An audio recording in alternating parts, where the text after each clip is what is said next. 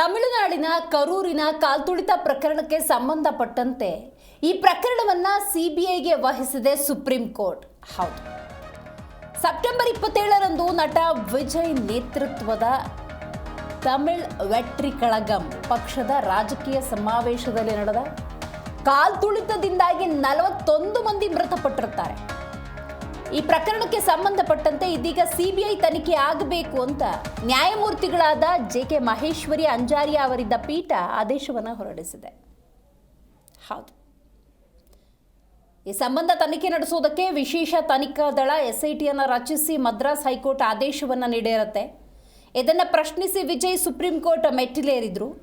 ನ್ಯಾಯಮೂರ್ತಿಗಳಾದ ಜೆ.ಕೆ. ಮಹೇಶ್ವರಿ, ಎನ್.ವಿ. ಅಂಜಾರಿಯಾ ಅವರಿದ್ದ ಸುಪ್ರೀಂ ಕೋರ್ಟ್ನ ಪೀಠ ಈ ತೀರ್ಪನ್ನು ಪ್ರಕಟಿಸಿದ್ದು ಪ್ರಕರಣದ ತನಿಖೆಯನ್ನು ಸಿಬಿಐಗೆ ವಹಿಸಿದೆ.